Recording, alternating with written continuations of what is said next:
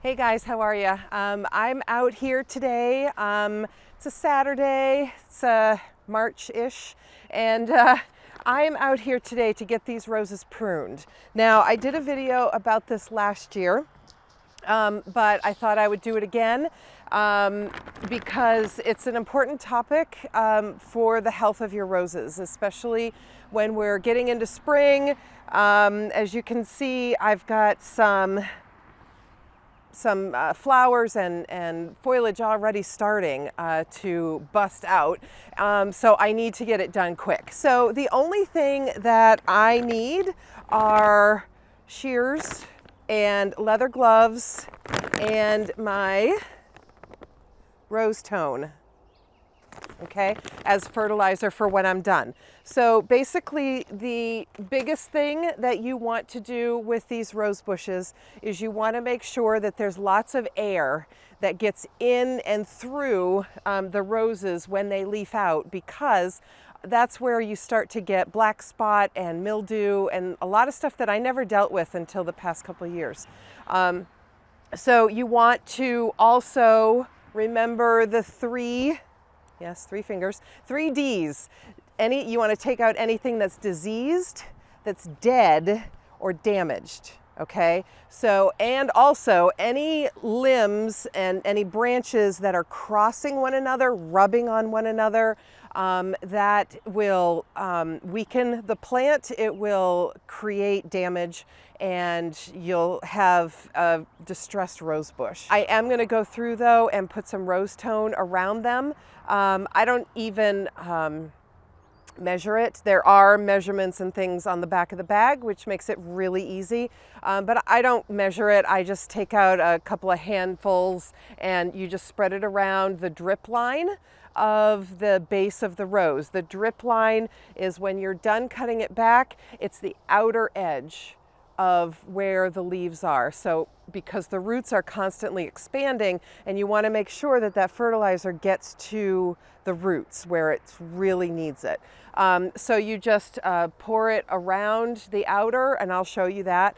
And then you just take your finger, you just scratch it in, and if you're going to get rain in the next day or two, then no need to water, but otherwise you want to water it in so that it starts to sink down and get to where it needs to go at the roots. So the other thing, I have 2 really big climbing roses that I said last year I was going to take out and get transplanted, and they're still in their containers. They're huge containers, so they're totally fine. But I'm going to cut them back today. I'm not at a point yet where I can actually get them in the ground, but that is coming up this spring. I'm getting them transplanted so that they can start growing over the arbor that I have for them, and I can't wait for that because they're going to be glorious, glorious.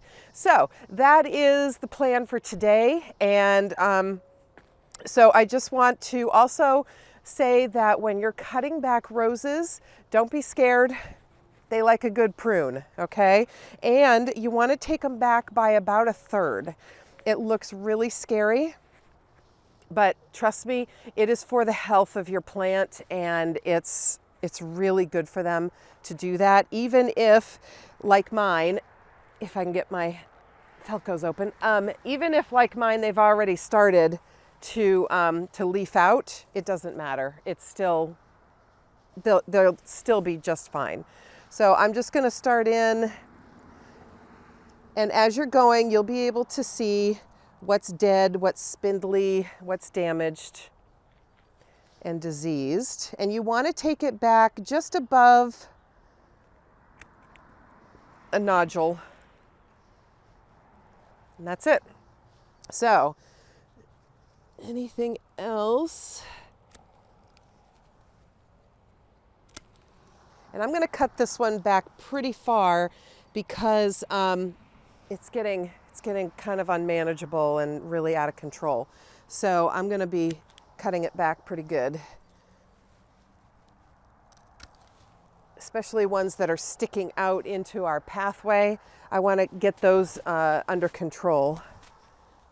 Other thing that you want to remember too is that if you have a rose bush that the branches are, if they're turning inward towards the plant, you want to cut those out. You want the stems to be up and out, not inward, because then that doesn't help with the flow of oxygen through the plant. So you just want to make sure that everything is up and out instead of in to create a healthy environment for your roses as well. Okay, so this first one is done. You can see I took it down by a lot. It's scary looking, but they will come back and they will be amazing. You also want to take out any dead, spent leaves from last fall and clean those out, and then put your fertilizer down. Remulch if you like that look. Go ahead and do what you like to do to make it aesthetically pleasing for you. But basically, that's all I do. Just cut it back, cut out anything dead, diseased, or damaged, and move on to the next one. Okay, so I wanted to show you too how these look when you cut them. So this one clearly was broken, but it was also dead. There's no green inside there. This one clearly needed to be removed. This one also dead, very brown, brittle.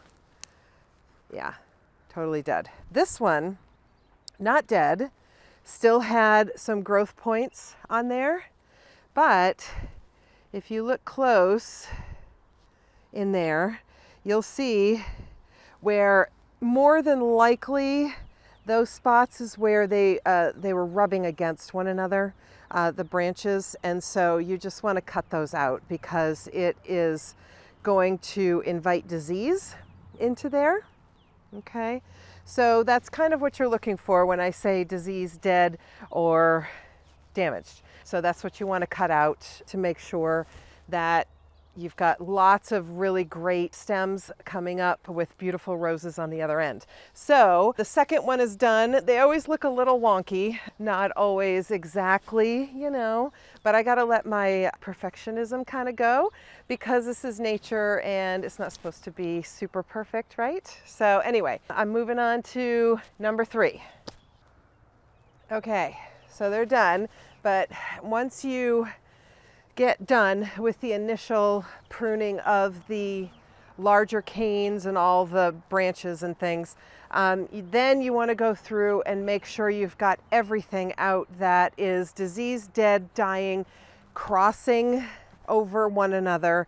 And make sure that you have it all cleaned out at the bottom. Okay, so then what you'll do is grab your rose tone. So out here, this is the outside. This is your drip line. If you can't get right on the outside of where we call the drip line, on the outside here on the ground, then get as close to the roots as you can. All right. So I just take a couple handfuls and I just move it around the base as best you can.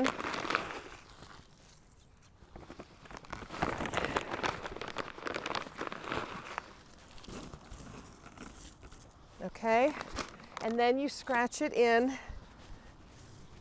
Make sure it gets down in there because I have a lot of mulch right now, right here, which is fine. It'll make its way down. Okay, so that's basically what you do. If you have a lot of them, it'll take, you know, maybe a larger bag of rose tone than I have. But basically you just do that, and then once that's all scratched in, then you go around and water them, and unless you're expecting rain, and then I wouldn't bother. But I would do that for all your roses. Now I want to show you, I have a big mess to clean up, but I'll clean that up later. So I want to show you my other rose that I have, and it's a huge climbing rose. I'm actually going to wait to fertilize it for now because I am going to be transplanting it within the next couple of weeks, probably 2. So anyway, so I just want to get it all prune down really nice, make sure all the canes look really healthy and good, and then that'll be it for this guy.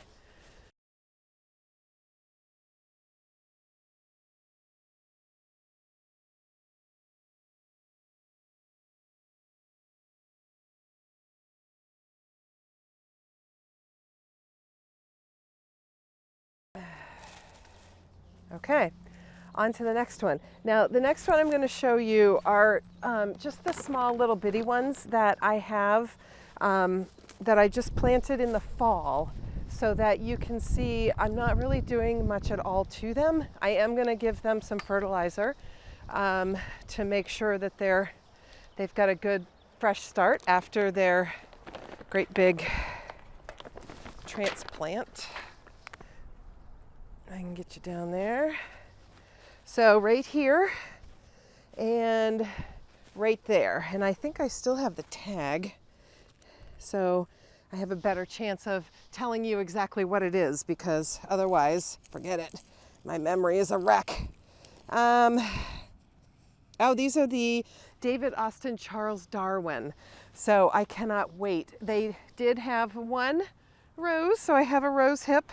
But I am going to cut it back like that. Just take off the tops of them. Nothing drastic, because they're little. I mean, they're just out of their dormancy, and I just planted them. So you want to get all the way around the total circumference of your rows you want to fertilize. And that goes for most plants, just the total circumference of their drip line. You want to get your fertilizer in there. There you go. So that's it. I have other roses, but I won't take you to every single one of them. But it's all the same process.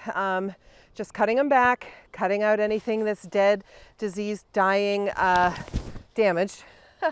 And putting some fertilizer around the base and water it in, unless you live in a wet climate like I do. So anyway, I hope this was helpful. I hope you go out and give your roses some love. So that's all for today, and I hope you have a great rest of your week and the rest of your day, and I'll talk to you again soon. Bye.